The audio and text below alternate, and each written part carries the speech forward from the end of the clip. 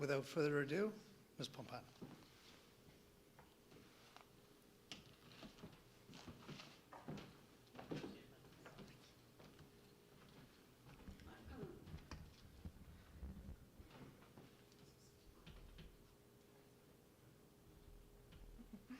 I need my clicker. Thank you.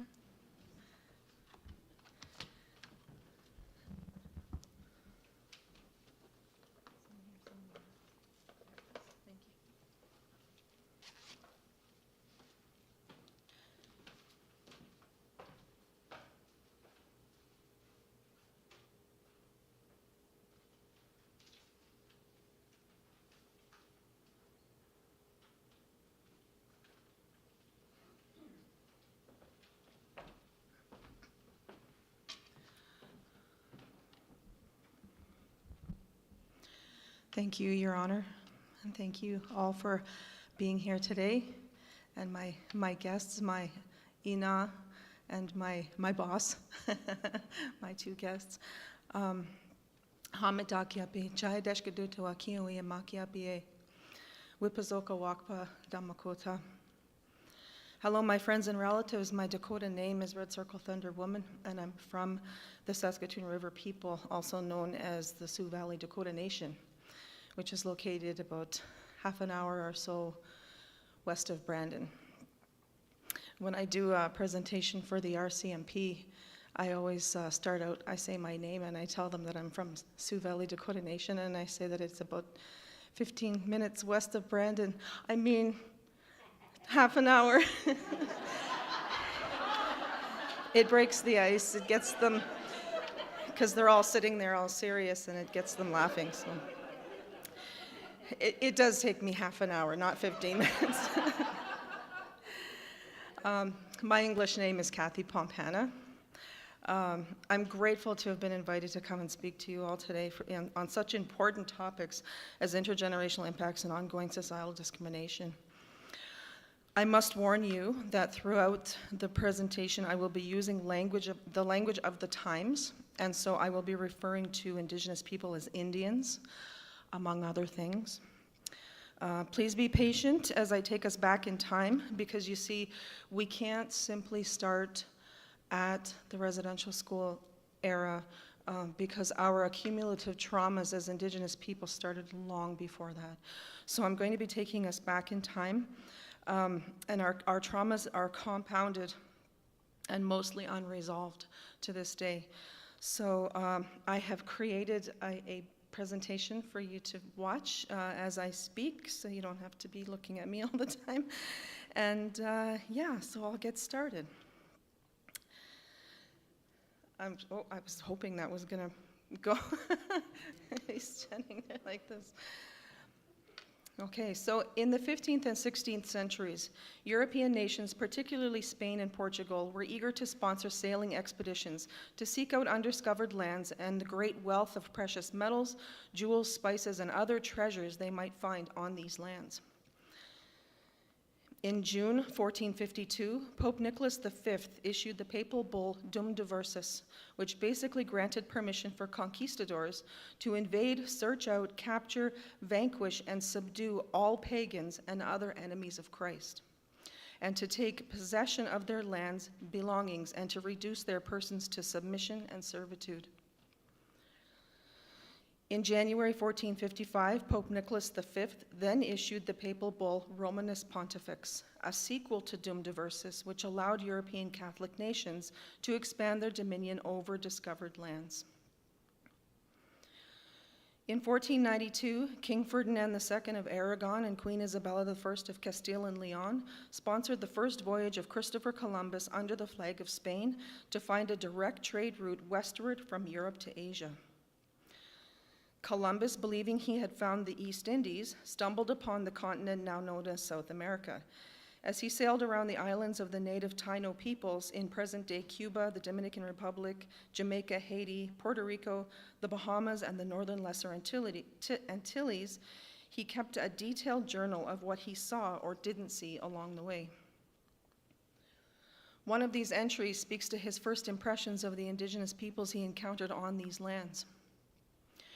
They brought us parrots and balls of cotton and spears and many other things, which they exchanged for glass beads and hawk's bells. They willingly traded everything they owned. They were built well, with good bodies and handsome features. They do not bear arms, and they do not know them, for I showed them a sword. They took it by the edge and cut themselves out of ignorance. They have no iron. They would make fine servants. With 50 men, we could subjugate them all and make them do whatever we want. Although Queen Isabella adamantly declared that any people Columbus discovered were Spanish subjects who could not be enslaved, a form of slavery called encomienda, a Spanish labor system that rewarded conquerors with the labor of conquered non-Christian peoples, was imposed on the indigenous peoples he met in the New World.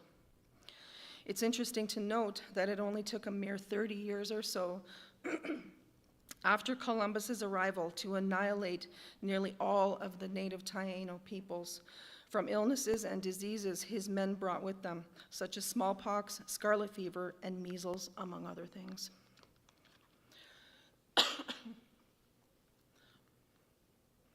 On May 4th, 1493, Pope Alexander VI issued the papal bull Inter Cetera, which granted the Catholic monarchs King Ferdinand and Queen Isabella all of the lands to the west of that dotted purple line, which included almost all of what is now North and South America.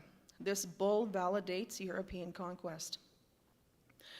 A year later, in 1494, the Treaty of Tordesillas was negotiated between Spain and Portugal that moved that division further west, which is the solid purple line. The papal bulls Dum Diversus, Romanus Pontifex, and Inter Cetera together supported the creation of the doctrine of discovery, which was also issued by Pope Alexander VI on May 4th, 1493, which Columbus immediately began exploiting on discovered lands and peoples. By November 1493, a large number of indigenous people of the Americas had been enslaved. In 1502, Columbus was charged with maladministration for various crimes of enslavement of the indigenous peoples of the Indies, but he was soon cleared of the more serious charges.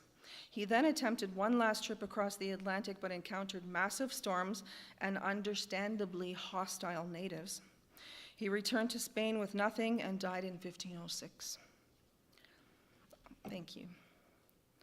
I do have water, I just didn't want to drink it. I guess I'll drink it, thank you. I must sound really rough if they're bringing me water. Where am I now?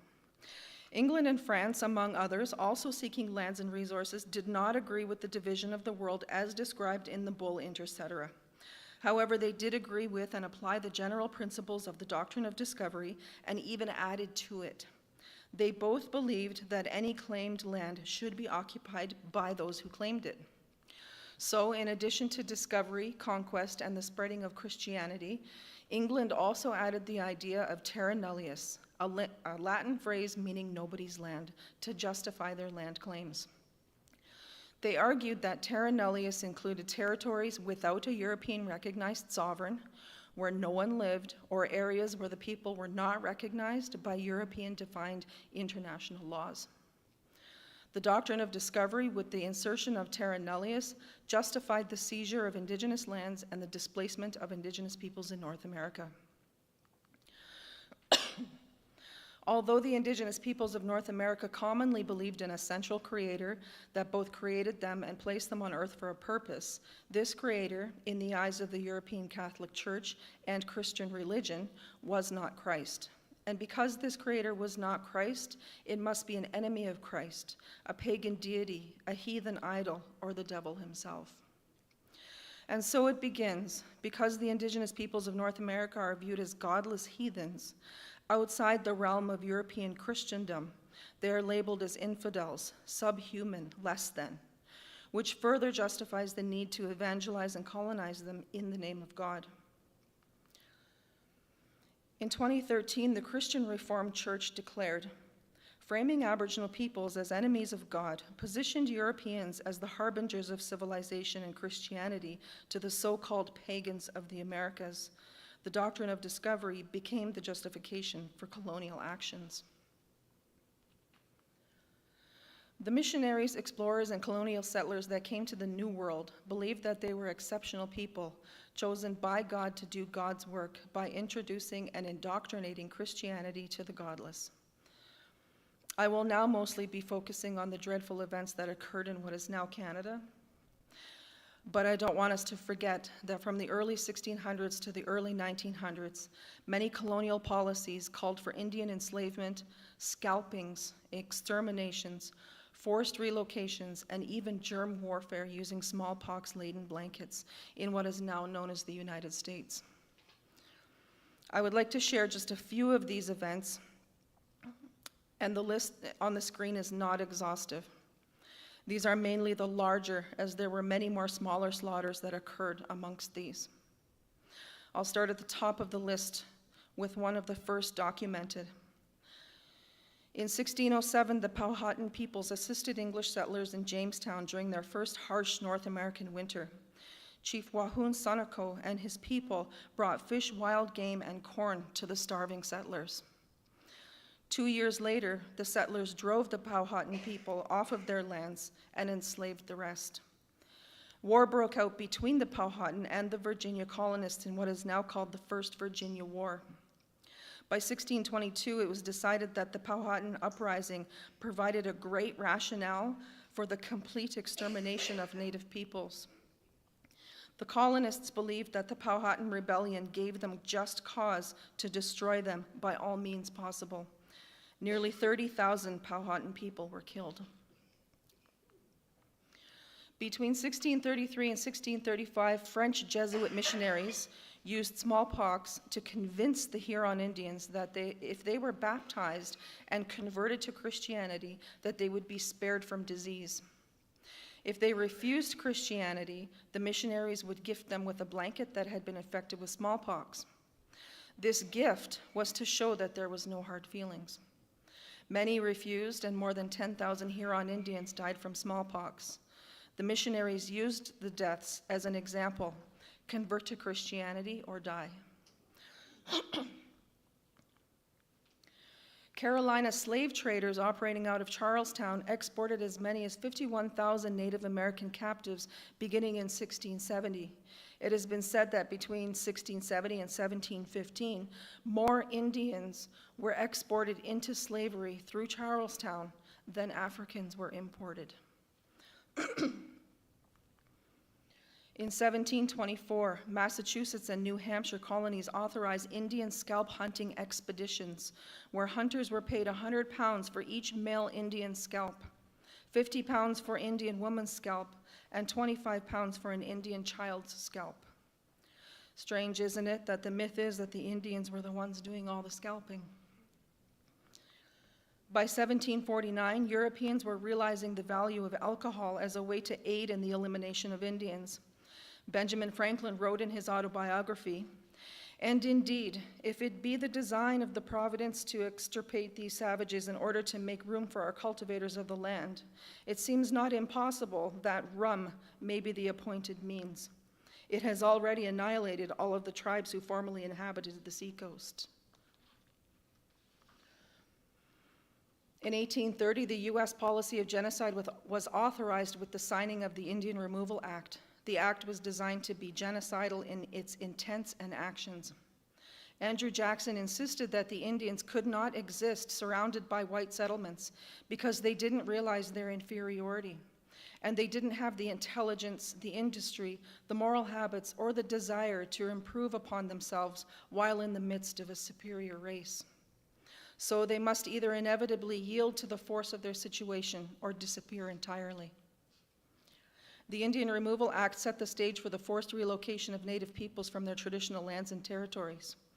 One example of this begins in 1835 and continues through to 1850, when more than 46,000 Native people were removed from their lands east of the Mississippi River in what is now known as the Trail of Tears, and relocated to what is now the state of Oklahoma. Those who were relocated include the Choctaw, Seminole, Muskogee Creek, Chickasaw, and Cherokee peoples. In 1862, a Sioux uprising is instigated by U.S. cavalrymen that refused to release the rations of the Santee Dakota, who were facing starvation because their food rations were being held hostage in a guarded warehouse. Hearing of this, Chief Little Crow, the Medewa-Kantowan tribe, retaliated by leading an attack on American settlements in Minnesota. And soon other bands of Dakota and Lakota initiated their own retaliations. President Lincoln sent General John Pope to end the uprising. Pope insisted that his purpose is to utterly exterminate the Sioux. Some of the bands fled into Canada, and others are eventually forced onto reservations in Nebraska, South Dakota, and North Dakota, but a good number of Santee remained. Lincoln then ordered the large mass execution in U.S. history. Those who remained were promised by the military that if they surrendered peacefully, they would be granted safety. The Dakota did surrender, but hundreds of them, some having nothing to do with the uprising, were arrested and tried by a 5-man military commission. Some trials lasted less than 5 minutes, and there was no due process. Most of the Dakota people had no idea what was happening. Among 393 Dakotas, 323 were convicted of murder and other outrages, and 303 were sentenced to death by hanging. And on that same day, December 26, 1862,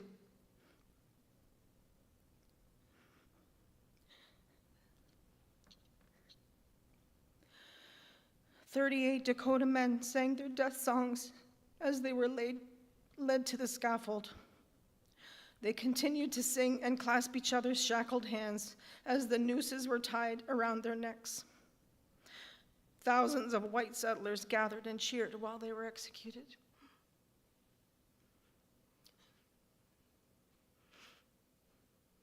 These are my Dakota ancestors, and it's very hard for me to talk about this.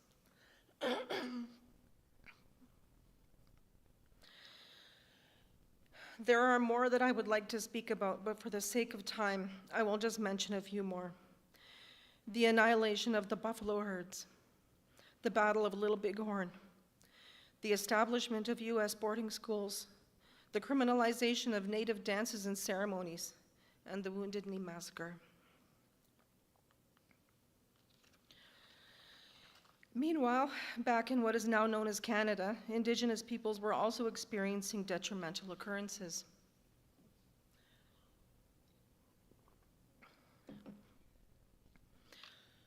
Fur traders were giving alcohol to the Indians while negotiating trades, which gave the traders a distinct advantage. Alcohol affected the decisions made regarding fair payment of furs. It impaired morality, produced violent behaviors, and helped reinforce the belief that the Indians were culturally inferior.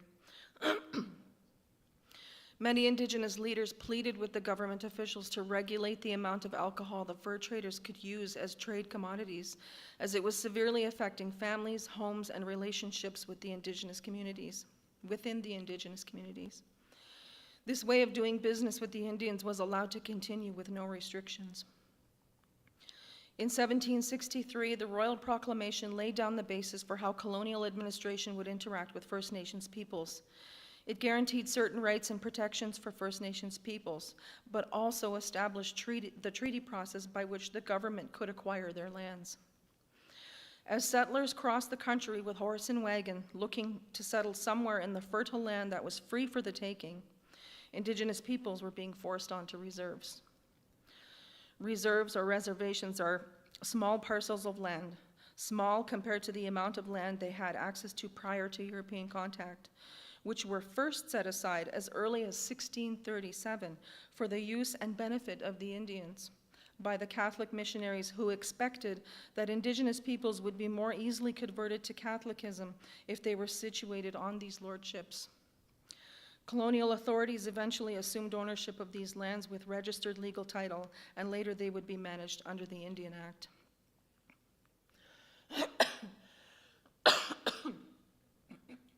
Pardon me. By this time, newspapers were being published in North America, and to sum up how print media portrayed Indigenous peoples, here are some of the words commonly used in many newspaper headlines and stories to describe Indians. Treacherous, thieving, cannibalistic, dangerous, savages, kill crazy, heathens, dependent, backward, lazy, drunken, devious, pathetic, violent, useless, beggars, infantile, insane, cowardly, pagans, diabolical, vicious, ignorant, filthy, dim-witted, devil worshippers. The settlers who came to the New World pursuing their promised lands were presented with very detrimental conclusions of Indigenous peoples, which were then passed on through fables and boogeyman stories to their children and grandchildren and beyond.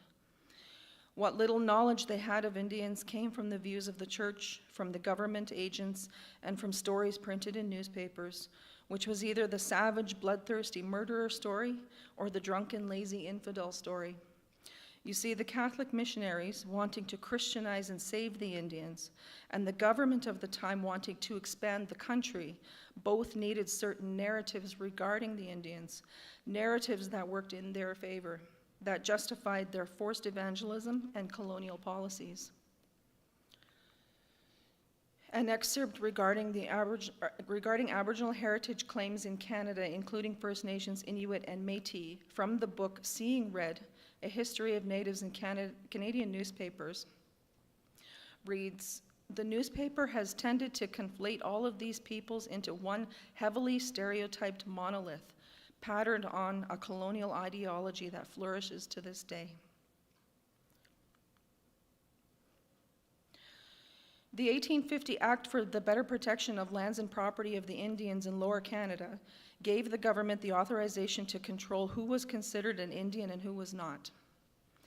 The Gradual Civilization Act of 1857 was a government policy aimed at assimilating Indigenous peoples into the economic and social customs of European settler society. By 1862, the concept of Confederation was gaining momentum, and in 1867, at Confederation, the Dominion of Canada was formed.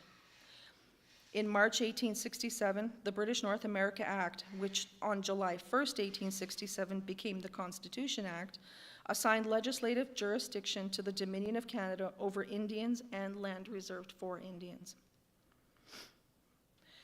Canada's first Prime Minister, Sir John A. Macdonald, envisioned a paramilitary police force to keep the Indigenous people already living on the land under control and to ensure that government policies regarding the Indians were enforced.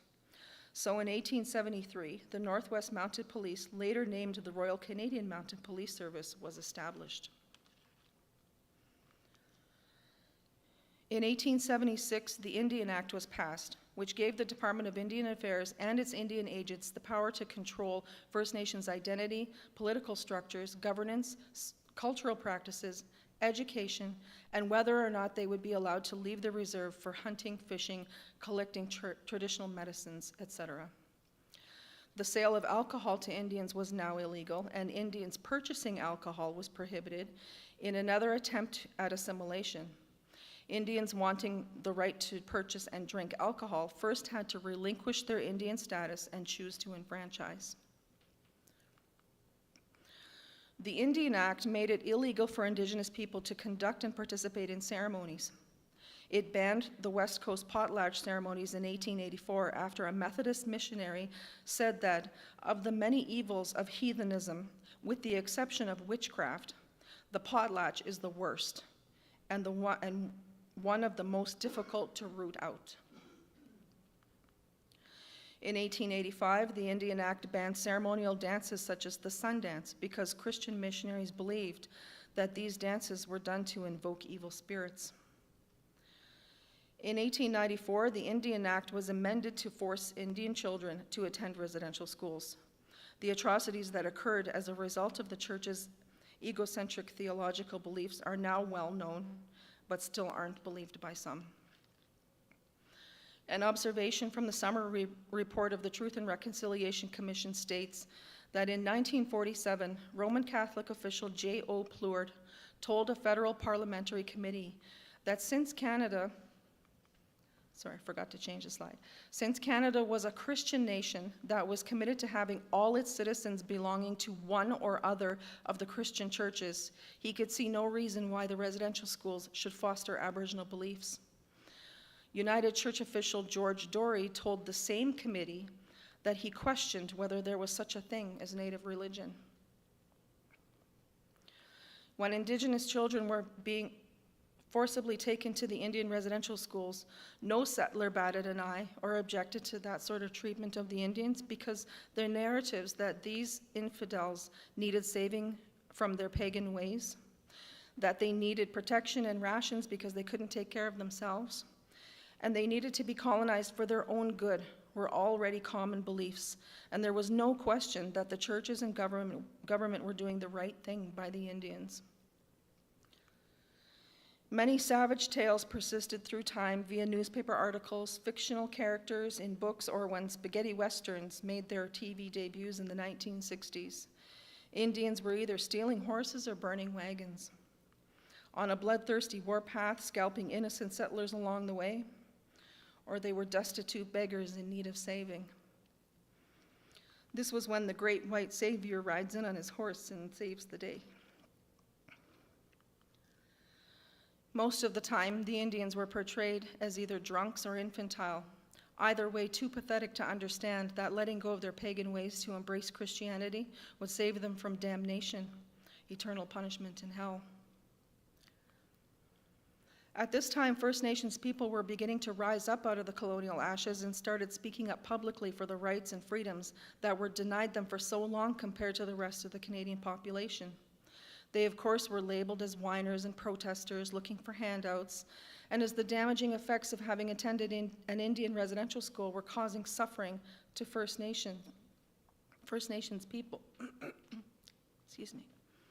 White Canadians viewed the alcoholism, violence, and poverty as typical Indian behavior, as it had always been portrayed to them since European contact. The Truth and Reconciliation Commission final report notes that it was not unheard of for children to attend residential schools for a decade or more, yet receive nothing more than a grade 2 education. It was not enough education to enable them to transact ordinary business, and scarcely enough to enable them to write a legible letter. The residential schools hindered Indigenous peoples from continuing their education. Many survivors have said that having learned next to nothing academically in residential schools caused low entry examination scores for post-secondary applications, and so their applications were denied. The adverse beliefs of white Canadians made it difficult for Indigenous peoples to attain and retain meaningful employment. Survivors have reported that employers didn't want to hire an Indian, and if they were hired, employees didn't want to work beside them. Very racist, stereotypical remarks and even physical violence is what Indigenous people dealt with. They have reported that the comments they received were the usual stereotypes of the drunk, lazy, good-for-nothing Indians who are taking up jobs that should only be given to hard-working white Canadians.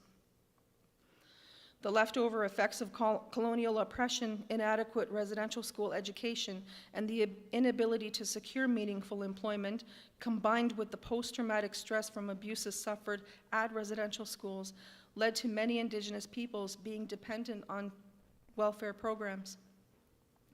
It seems this only reinforced the stereotypes of Indians that can't take care of themselves.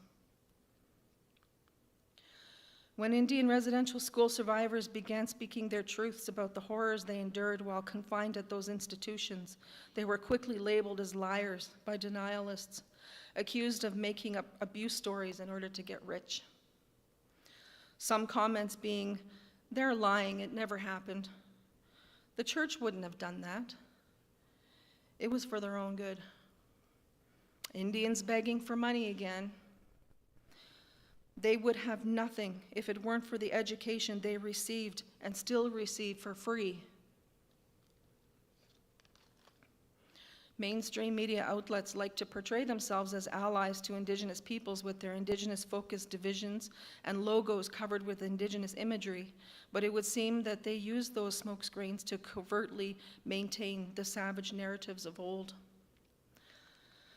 Not that long ago, my family and I were listening to the news while we ate supper. They reported on a robbery that occurred the night before. The report went something like this. Last night around 1 a.m., a convenience store clerk was robbed at knife point. The clerk was not injured, but the thief fled the scene with an undisclosed amount of cash and some cigarettes. He was described as Aboriginal, 6 feet tall, long black hair with a slim build, wearing blue jeans, a black hoodie. Police were able to track him down a short time later and arrested him in front of his home in the North End. Charged with armed robbery was 32-year-old Frank Fencepost of the Birch Canoe First Nation. That's made up. His previous convictions included robbery, theft under $5,000, assault, and breach of probation. He has been remanded in custody pending trial. A couple of reports later, in this same newscast, another man had robbed a taxi driver with what the driver believed to be a gun. He was described as Caucasian in appearance, wearing a white sweater and blue jeans. Police were able to track him down a short time later, and after a brief altercation with the suspect, they were able to take him into custody. No mention as to where he currently resides. No mention as to what community he's from. No mention as to what he was charged with or whether he had any previous charges. They didn't even say his name. Reports like this occur quite frequently. You probably just never really noticed. The internet plays a significant role in both positive and negative aspects of our lives, and it seems to have turned into a hateful free-for-all place where anyone can say pretty much anything they want, no matter who gets hurt by it. On the internet, everyone is entitled to their opinions, but no one is immune from stumbling upon such opinions. I just happened to stumble upon a revolting article the other day, written in 2021 by a retired Manitoba court judge, titled "The Misleading Claim That 150,000 Indigenous Children Were Forced to Attend Residential Schools." I refuse to acknowledge this man in any way, so I will not speak his name. However, the web address containing the article and the man's name is up on the screen. There is a point to going through this article and what will follow, so please bear with me. He starts the article by saying, "The claim that 150,000 Indigenous children were forced to attend residential schools between 1883 and 1997 now routinely appears in the media. Embellished by descriptions such as children forcibly removed from their families or ripped from their parents' arms. Cree artist Kent Monkman depicted this fiction in his painting, The Scream, showing priests, nuns, and Mounties grabbing little Indian children from their terrified mothers. But how true are these incendiary claims? At best misleading, at worst false. He implies that forced to attend residential school simply meant compulsory school attendance that applied to all children, both Indigenous and non-Indigenous. He states that Indigenous children attended these schools because their parents wanted them to attend, as education was seen as a benefit. According to this person, Indian parents who wanted their children to attend a residential school had to fill out an application form, which was forwarded to Ottawa for approval. They would then wait to see if it was approved or not, because there was simply not enough space for all the children that wanted to go. He even claims that if parents were not satisfied with the school in some way, that they could simply withdraw their children from the school. He asserts that when children were forced to attend, it was because they were child welfare cases whose extended family couldn't take them in. He claimed that Indian agents took children out of homes that were inadequate or dangerous and placed them in residential schools. His understanding is that it was in the best interest of those neglected children to be forcibly removed from their parents, just as some children today, both Indigenous and other, are removed from inadequate parenting for their own safety. He stresses that most Indian parents just simply wanted their children to have the same education that other children received to help prepare them for modern life. I understand that may have been difficult to listen to, and I apologize if anyone was triggered. Denialism of colonial forced assimilation trauma, residential school harms, and unmarked burials associated with residential schools is on the rise. This may be surprising news to some, but for me, I'm not surprised at all. In May 2022, the New York Post released an article with the headline that called "The Suspected Unmarked Graves, the Biggest Fake News Story in Canada."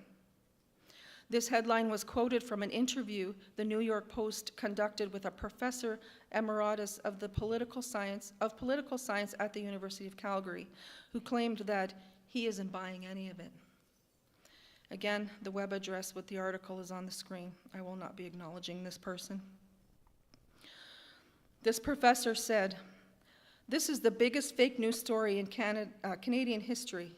All this about unmarked graves and missing children triggered a moral panic. They have come to believe things for which there is no evidence, and it's taken on a life of its own." Just 2 years before this interview, this man published his controversial book, First Nations Second Thoughts, where he suggests that First Nations communities are uncivilized and wasteful, that European civilization was several thousand years more advanced than Aboriginal cultures of North America, and so colonization was inevitable and justifiable. My point here is that the media can incite very detrimental assumptions and conclusions when they publish such headlines and reports. This example is only one of many, and I'm afraid this type of patronizing rhetoric will continue, as it has since the very first newspapers were printed in North America. Kimberly Murray, independent special interlocutor for missing children at unmarked graves and burial sites associated with Indian residential schools, reports that there are Canadians who deny, defend, and minimize the physical, sexual, psychological, and emotional abuses that was inflicted on Indigenous children in the residential school system, despite the indisputable evidence. Some of the denialists even went so far as to enter sites at the former Kamloops Indian residential schools without permission, carrying shovels, saying that they wanted to see for themselves if children are buried there. There have always been denialism articles and books written by those who usually had nothing to do with the situations, but felt that they must offer their valued opinions. There are two more recent denialism books, both written in 2023. One is called Grave Error: How the Media Misled Us and the Truth About Indian Residential Schools, written by two authors, one of which is the same professor I spoke of earlier. The blurb states, "After the announcement by the Kamloops First Nation of the discovery of unmarked graves at Kamloops, many politicians, Indigenous leaders, and media have thrown aside balance, restraint, and caution, turning truth into a casualty." In this book, they claim that Indian residential school discussions are filled with the following allegations, all of which are either totally false or grossly exaggerated. That thousands of missing children went away to residential schools and were never heard from again. False or grossly exaggerated. These missing children are buried in unmarked graves underneath or around mission churches and schools. False or grossly exaggerated.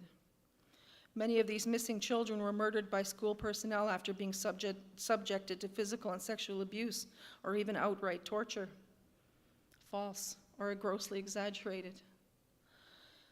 The carnage is inappropriately defined as genocide. Many human remains have already been located by ground-penetrating radar. Most Indian children attended residential schools. These are all lies, apparently. Those who attended residential schools did not go voluntarily, but were compelled to attend by federal policy and enforcement. Attendance at residential school has traumatized Indigenous people, creating social pathologies that descend across generations. Big lie. Residential schools destroyed Indigenous languages and cultures. He claims that these are all lies or grossly exaggerated. The other book is called Not Stolen: The Truth About European Colonialism in the New World. This author, presented as a renowned historian, argues that America was not stolen from the Indians, but fairly purchased piece by piece in a thriving land market. Nor did European settlers cheat, steal, murder, rape, or purposely infect them with smallpox to the extent that most people believe. No genocide occurred, either literal or cultural, and the decline of native populations over time is not due to violence, but to assimilation and natural demographic processes. There's so much denialism and antagonism when the unfathomable harms caused by colonial policies, forced assimilation, the forced beliefs of the Christian religion, Indian residential schools, Indian day schools, Indian hospitals, post-Confederation governmental policies, the RCMP, abusive boarding homes, and the discriminatory child welfare system have collectively damaged Indigenous peoples and continue to do so to this day. The catastrophic effects of such damages include alcoholism, drug addiction, child abuse, violence, poverty, homelessness, poor mental health, dreadful physical health, youth suicide epidemics, overrepresentation in the justice system, and missing and murdered Indigenous peoples, among other things. This is what our children and grandchildren have inherited. In addition to these inherited traumas, they face racism, denialism, apathy, harassment, and intolerance. Facing racism and negative stereotypes are on an almost daily occurrence for most Indigenous people, many describing being followed through stores and questioned repeatedly if they need help finding anything, or constant announcements for camera checks in the areas Indigenous people are in. Indigenous peoples have the poorest health and the shortest life expectancies of all Canadians, but many will refuse to seek medical attention due to stereotypes. Dr. Catherine Cook, Métis counselor with the Health Council of Canada, reports, many Aboriginal people do not trust and therefore do not use mainstream health care services because they experience stereotyping and racism. Aboriginal people often feel uncomfortable, fearful, or powerless when they try to use the healthcare system, and some avoiding going for care even when they are sick. The first question that I am asked when I go to the hospital is, how much alcohol have you had to drink today? I don't drink. You don't drink? No, I don't. Not even socially? No. And then they sit there looking at me for a minute in what I assume is disbelief. When my son passed his driving test and obtained his license, the first thing we told him was that if he gets pulled over, to keep his hands on the steering wheel, don't make any sudden movements, don't ask questions, and do what you're told. Even if that means getting out of the car and putting your hands behind your head, just do what they say, because he fits the description. Indigenous male, 6'2", 240 pounds. And because he's a big kid, he's described as intimidating. For me, the worst part of all of this is that we have many innocent Indigenous children and youth today who are suffering not only from negative stereotypes, denialism, and intolerance, but also from the intergenerational and transgenerational effects of trauma, and possibly the epigenetic transference of trauma. There are some current studies being carried out to determine whether or not the effects of trauma can be passed on epigenetically to subsequent generations, one of which can be found on the web address on the screen. The findings so far suggest that this is a very real possibility. There are many Indigenous children today receiving multiple diagnoses of cognitive and psychological disorders, when perhaps what they are experiencing are the effects of trauma. Not from their own traumatic experiences, but the traumatic experiences of their parents, grandparents, and so on, passed on through epigenetics, or possibly a combination of their own traumas as well as those passed on to them. The prospect of this is frightening, because how do we begin to help our children and ourselves heal from trauma that isn't even our own? When I was asked to come here this evening and speak to intergenerational impacts and ongoing societal discrimination, it took me a long time to decide how I was going to convey such important topics, which direction I was going to go, where to even start, and how it was going to end. Question is, will it ever end when Indigenous people have so much historical, compounded, unresolved, and ongoing traumas to heal from? Can it ever end when organizations trying to do Indigenous healing work have to fight over temporary government funding? Healing from all of this will not happen in an instant, or just because a little bit of money was thrown our way. Should it have already ended because of the non-Indigenous Canadians who are fed up with the blight of the Indians and say that we should stop bringing up the past, stop begging for money, and just get over it already? It will never end until we no longer need the scraps of funding that are dangled in front of our faces under the guise of reconciliation, or until funding for healing programs becomes permanent so that we can ensure that programs and services are done right without having to rush or cut corners. It will never end until all Canadians start comprehending the enormity of Indigenous historical traumas and how these compounded, unresolved atrocities are still affecting our people to this day. It can never end when there is so much racism and denialism and intolerance and straight-up hate that is making an uphill battle for us as Indigenous people that much harder. Indigenous peoples of North America, and I'm now including the United States, are in such a quandary because of the diseased theological assumptions of white superiority and the distorted belief that God had chosen those of the Christian religion to be superior to all other human beings and religions of his own creation, and that these superior people would indoctrinate all non-Christians because they somehow knew what was best for the rest of the world. In the book Unsettling Truths, The Ongoing Dehumanizing Legacy of the Doctrine of Discovery, the authors pose the following questions. How did the church move from the ministry of compassion and care as commanded by Jesus and advocated by Paul to a doctrine of discovery that affirms violence and injustice in extreme forms? How did it get from following a Savior who was persecuted and executed for his faith to a church that enacted persecution and executed its enemies in the name of Christ? How did we get from the Holy Spirit enabling the followers of Jesus to speak the languages of the nations in Acts 2 to Christian missionaries washing out native children's mouths with soap for having the gall to speak their own language? Throughout this presentation, I endeavored to speak only of factual historical events, and I only shared other opinions and reports that can be easily found on the internet. And yes, I did add in a couple of my own lived experiences. In closing, I would like to offer one last paragraph, summarizing my interpretation of these early historical events and how they opened the door to 532 years of Indigenous trauma and anguish.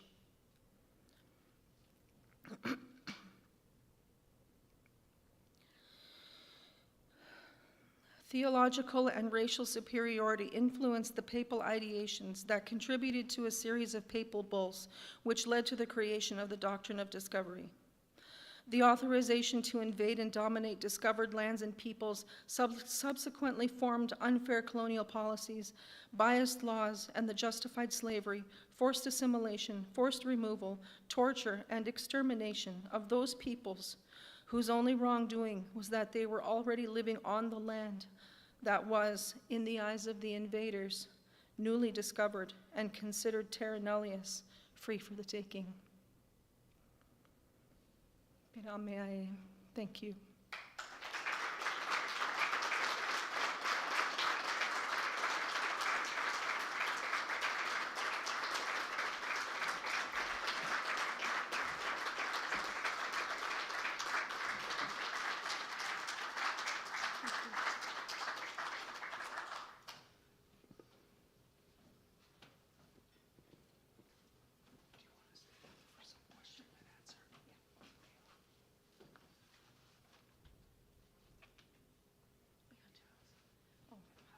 I thought he was going to ask. We'll have a question and answer period now if anyone has any questions for Ms. Pompana. And if you don't think your voice is going to carry,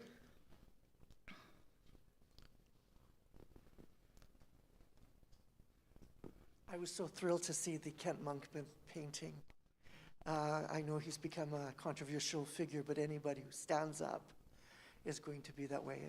And just to mention that in terms of epigenetic, there are other studies of other cultures. I'm thinking of a study that I learned years ago when I was taking psychology in school, where Holocaust victims, survivors, whether or not they told their children about their own experience or not, their children had the same level of anxiety as the children who were told. Yeah. So you're on good scientific. As time has gone on, we are on good scientific basis. And I thank you, Miigwech, for the wonderful presentation. Can the link be put on the Government House? I'm grateful to hear that the link will be there, so we'll be able to share it. Thank you. Thank you. As far as the epigenetics is concerned, if you think about what a big deal that is, 532 years of trauma that are being passed on now, compounded traumas, compounded unresolved traumas. If that's correct, and they say that we can pass on our trauma through epigenetics, that's a lot of trauma that our little ones are in kindergarten, our grade 1s, our grade 2s are suffering with right now. And they're being labeled as bad kids, ADHD, they're put on Ritalin, all these medications, either that or they're told, bad parenting, maybe they should be taken from the home, maybe the parents aren't taking care of them. What if that wasn't the case? What if the case was that there was just all epigenetic trauma that they're suffering from, which is making them hyperactive, which is making them act out, which is making them have maybe flashbacks that aren't even their own. The possibilities are huge, and they're extreme. And that's why I said, it's frightening, because how do we even begin to heal something that wasn't even, mine, to, my own trauma? How do I heal from that? Because it was passed on from my grandparents, my great-grandparents, my mom.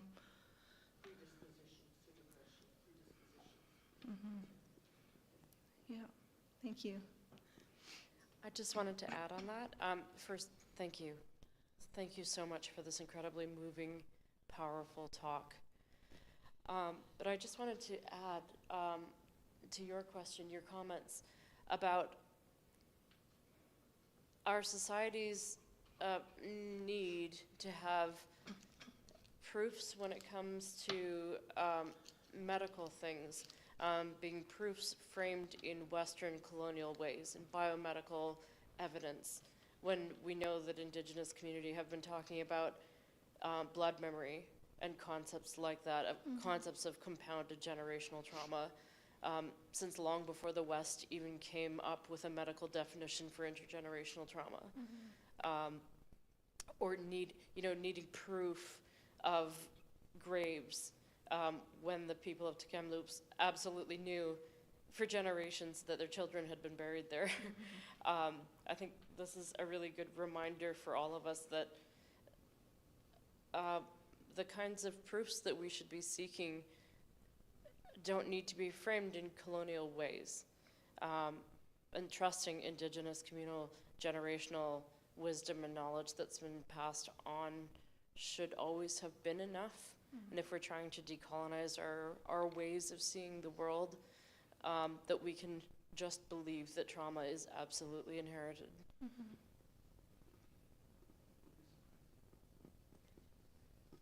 Yeah. I'm a settler colonial, and I sometimes try to have conversations with my Caucasian friends. Boy, it's tough. Have you got any tricks? Any way, other than having a real argument that leads to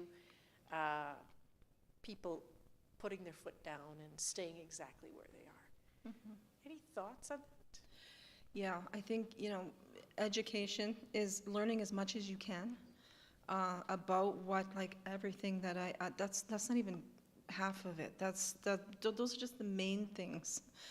But learning as much as you can, and then when those conversations happen, and maybe they might become argumentative, then you can, have an answer for them and say, well, but this happened, or but they went through this too, and that may have caused this, and they're always going to argue, but the more you have to kind of throw back at them, eventually they'll back off.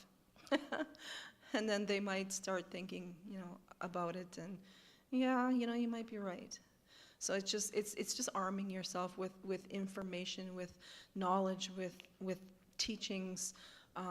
Come to our ceremonies, come to our powwows, come to our teepee gatherings, and come and learn what we're doing. And that's the main reason why our ceremonies were banned in the first place, was because for the Sundance ceremony, for example. I always use that as an example because I come from two sides of Sundance family.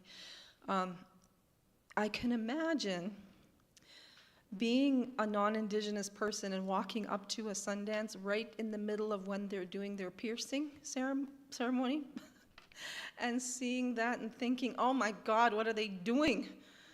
That's awful. Why are they doing that? Must be devil worshiping. Like I can see that. I could see why, because they're pierced through the skin. They're hooked to a tree, and why are they doing that? But if they had taken a moment to learn why it is that man is hooked to this tree, they would have learned how beautiful a ceremony that is, and that he's connecting himself to Mother Earth, and praying for someone in his family maybe is sick, or praying for himself to have a vision of what should we do, how can I help my people, things like that people go and they Sundance for. They would have learned that that's what they were doing, not invoking evil spirits or devil worshiping or anything evil or anything like that. It's a beautiful ceremony. And that's what happened, though, is that judgment was passed immediately. This is not Christian. This is not of the Christian religion, and so you cannot do it. So it's difficult, when people are argumentative. I know it's difficult to sometimes we just have to walk away from that and let it be. Other times, though, if we have enough information that we've armed ourselves with, we can either get them to back off, or we can get them to start actually thinking. Yeah. Thank you.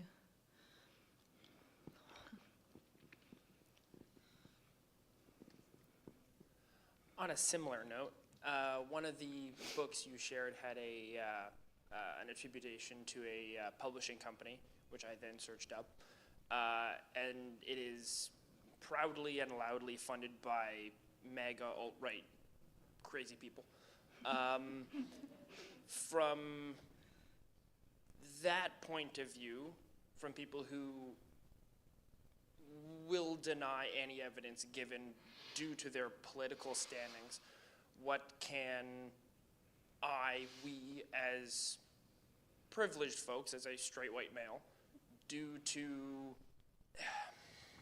intervene, I guess? Like, how is it best to approach that other than just, oh, you're crazy, and ignoring it? Because that's clearly not working.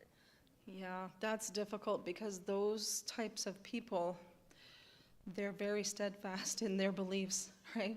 And there's no breaking that. And they will argue with you until they are blue in the face, until you're blue in the face. And so that's a good question. How do we deal with those kind of people? And for myself, like I was telling my new friend here that I've come across, I do presentations all over the place, and I've come across a number of hecklers and disbelievers, and you could hear them talking in the back and making jokes and things like that, and a lot of times the people around them will shush them, right, or tell them to leave. And I actually was doing a presentation on residential school effects and impacts in Saskatchewan, and an elderly lady, oh my goodness, she must have been, at least she got to be 90, right? She was pretty elderly, and like, you know, walker and everything. She thought she was coming to this thing to hear somebody different speaking. Anyway, she ended up hearing me. Yeah, well, I think she was my worst heckler ever.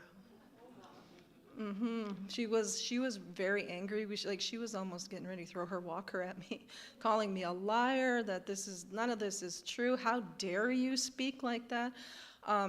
People actually got up and were like, hey, you gotta leave now, pushing her out the door. And I just stood there and I just listened to her. Because one, my arguing with her isn't gonna do any good. And two, maybe she just wanted somebody to hear her out. I'll hear you out. I'm not gonna agree with you, but I'll hear you out. And you know, it didn't matter what we were gonna say, and people were even saying to her, you know, no, this happened, this was true, you know, you need to stop saying, you need to stop calling her a liar and things like, and she just wasn't, it was actually making her more angry. And so security actually came in and escorted her out, and she's a very elderly lady, and I kind of felt bad for her, but at the same time not. Like, get her out of here. But yeah, that's a very tough question. But that's the sort of thing that we face as Indigenous people, like, all the time. And it gets, it's tiring. It's very tiring. And so you have to have a thick skin, which we all do now as Indigenous people. We've all grown thick skin because we have to try and somehow get through the day and face these obstacles that are put in our way, like that girl that was trying to pull all of that inherited trauma up that hill, and she's got all these speed bumps of denialism and racism and all of these to pull that over as well, right? And that's the people that the whole mega people that you say are crazy, those are the speed bumps, right? And can we ever change their mind? No, because they're, like I said, they're steadfast in their beliefs until they see proof. But then, you know, even some of them, once they see proof, they still deny it. Oh, that must have been placed there. Oh, that must have been, you know, they must have put that there. They must have did that to try and prove to us. I still don't believe it. So if I were you, I just wouldn't argue with them. Just let them have their opinion and walk away from it. And I mean, unfortunately, that's going to be somebody else's problem to deal with next, but you're not going to be able to stop them. They're just going to have their opinions, and that's it. Yeah. Thank you for that question. That's a good question.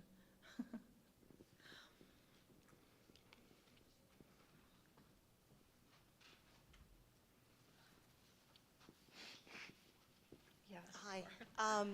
Yeah, thank you so much for that really great discussion there.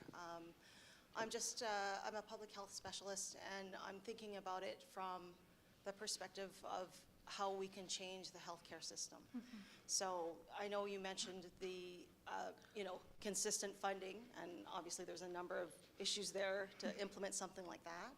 But I'm wondering about healing and what that looks like to you, and how would we be able to implement something like that into what we currently have, and maybe if that's even possible. Mm-hmm. So I'm just kind of wondering at it from that angle, and what your thoughts are on that. Mm-hmm. I think, again, it's about educating. It's about educating your staff. We do a presentation called Cultural Awareness Training that we do with a lot of different organizations and businesses and corporations and schools and everyone. It's kind of a longer version of what I've done here, getting into more detail, having some discussion, things like that. Because I think it's just, but we're still, we're always going to end up running into someone who doesn't buy it, they don't believe it. I don't care what these Indians say, they're all a bunch of drunks. You're always going to run into somebody like that, even in your workforce, right? And because healthcare system is such a huge workforce, And they have their own issues too internally, right? There's a lot of lateral violence. And so they might be dealing with something and, really don't care about the plight of the Indians because they got their own stuff to deal with, right? But, things like the eye rolling and the, because that's what happened to me. I walked into a hospital not being able to breathe a few years back now. And I walked up to the triage desk, and the guy looks up at me, the nurse, I guess he was a nurse, I don't know. He looked up at me, and he went, and he finished writing what he was writing, and I'm like, I can't breathe, okay.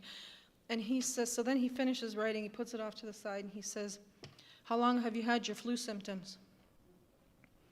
And I said, I don't have flu symptoms, I can't breathe. Okay, so sit down, I'll take your blood pressure. So he takes my blood pressure. Tells me to go and sit down and wait. I can't breathe, literally. I've taken my inhalers, not helping. I'm there because I can't breathe. So I'm waiting, and I'm waiting, and I'm waiting, and I finally get into a room. The first thing the nurse says to me when I get into the room is, when did your flu symptoms start?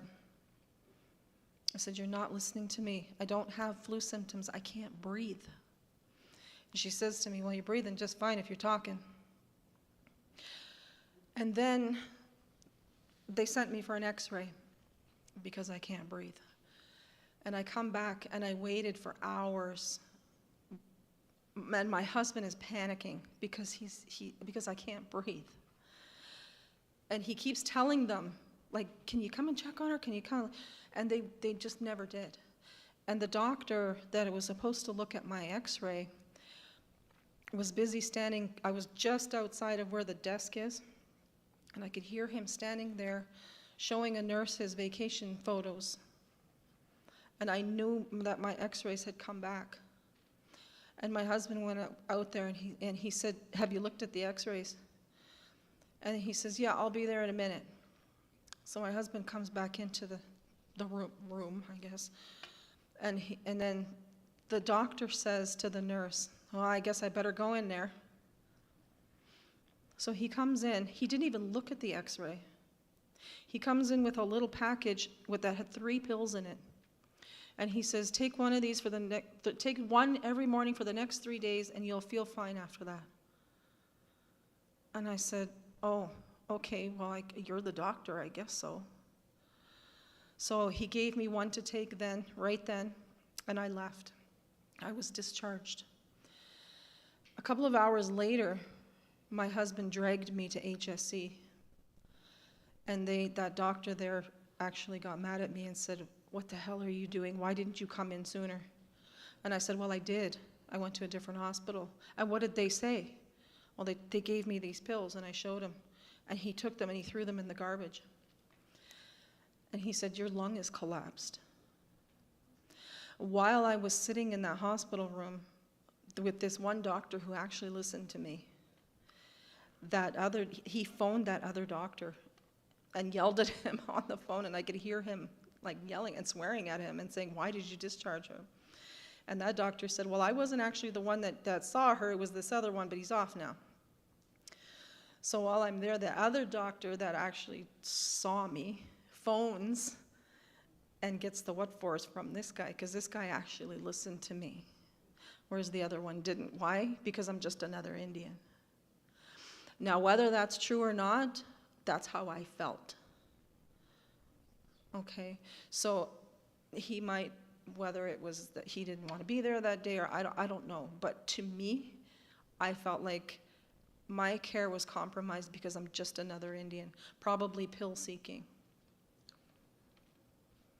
probably drunk. So those are the kind of things, when you're thinking about healthcare, I'm not the only one that has gone through that kind of a scenario. I had a blood clot in my leg not that long ago. I knew it was because I've had one before. I've had a pulmonary embolism. I didn't go to the hospital. It's still traveling around somewhere inside there, and one of these days I'll find it again, or not. because I just don't want to go. I don't want to go, and I don't want to sit there, and I don't want them to look at me like that. Because just because I'm an Indian doesn't mean I'm drunk, doesn't mean I'm high, doesn't mean I'm pill seeking, but that's the first thing. The first thing I'm asked as soon as I walk in that door, how much alcohol have you had to drink today? And I get it, I understand, I see the people out on Main and Higgins. We all do, we all see those people. We see them drinking and fighting and huffing and you know, laying in the street and passed out, and we see that. You know, when you're coming down Main, you're going south, and you just pass Higgins. If you look to the right-hand side, there's an alley there, right beside the health, I forget what it's called. Yeah, it's on the right-hand side if you're going south. There's an alley there, and if you look down that alley right now in the summertime, what you're going to see is it's full of Indigenous people. Most of them are in wheelchairs. Most of them are intoxicated, and they just sit there. They sit there all day, and then whatever they do at night, I don't know, because I don't go down that area in the nighttime. I don't feel safe going down there in the nighttime. But what they do, I don't know. But they do sit there all day. But if you look, when you're driving by next time, look, there's a street sign there. It's not a street, it's an alley, but it has a street sign. It's called Hope Alley. Hope Alley. But yet those people that are sitting down in that alley are hopeless. Not because I say they're hopeless, because they say they're hopeless. Because they don't believe that they are deserving of help. Because we know people who work in the downtown, and they tell us stories about going and talking to these people. Because everybody says, well, why don't you just offer them homes? Why don't you just, try to get them on welfare and get them an apartment or something? And they say, well, we do. We go down there, we talk to them every day. We go down there, we take them sandwiches, we take them water, if we have cigarettes, we might share them with them. And we ask them, hey, are you sure you don't want to get into housing? Oh, no, don't worry about me, I'm okay. Go help somebody that's worth it. These people don't even feel worthy of help. Why is that? Why is that? And it's because they've been told since the beginning of their time, since they were born, basically, that they're nothing, that they're useless, that they're going to amount to nothing, that they're just stupid Indians. And so they start to believe that. You're told something enough times, you're going to start to believe it. And so they believe it now. And that's what makes them hopeless. Not because I say they're hopeless. I don't believe that at all. But because they believe they're hopeless. Sitting in Hope Alley. So what can we do for the medical system? It's education. It's providing those, and I know it's difficult because you can't send everybody out to get cultural awareness training because they have to work. Right? And it's difficult to get groups to go, and then, it's hard. I know it's hard. But somehow, some way, it has to be done. And to hear something like this coming from someone like myself, coming from elders, we have our resident elder, Christina, who comes out and she tells her own story. To hear it from us in a way that I didn't sugarcoat anything. I almost thought it was too harsh. But I said, I can't undo it. I have to say it this way. There's no other way to say it. And so that's what they need to hear. They have to hear it. It's almost like tough love. They have to hear it. This is our truth.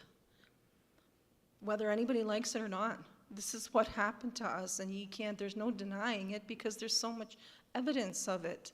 There's physical evidence, there's people's stories, our survivors that have told their stories. And people will say, they just went and told a lie to get rich.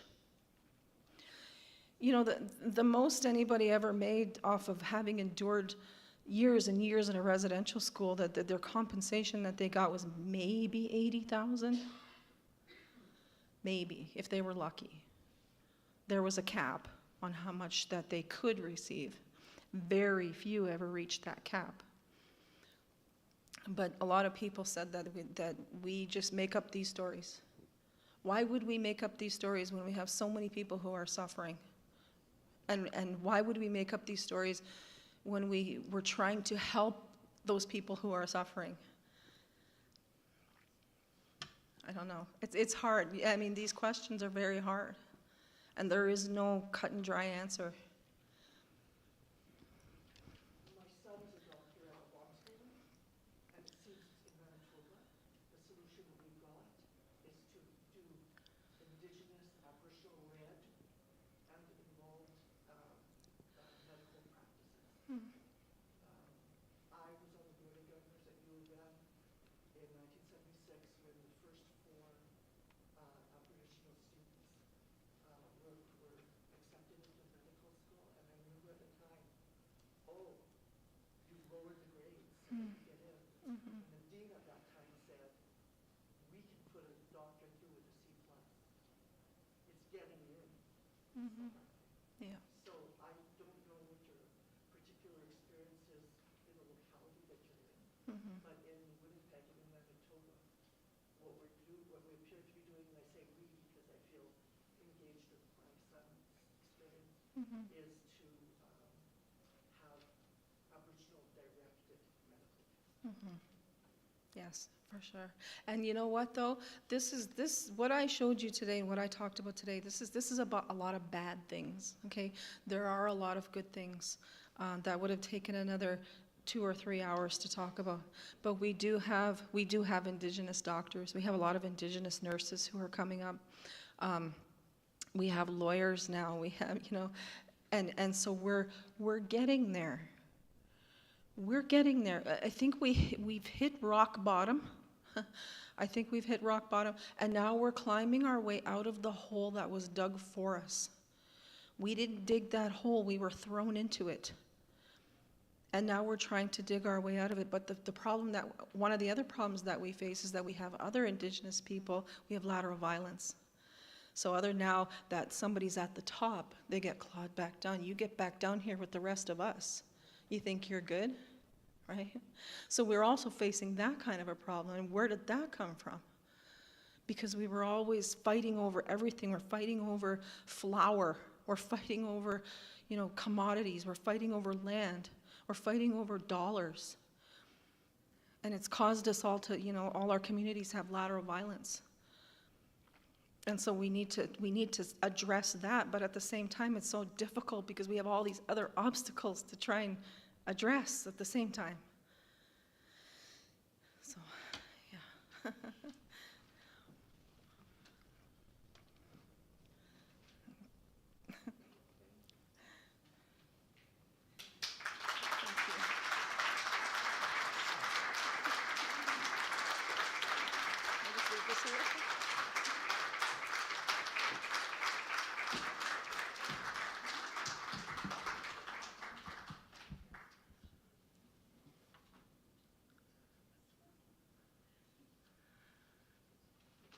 You already beat me to it. I just wanted to thank Ms. Pompana again for an amazing, amazing presentation. Thank you so very much.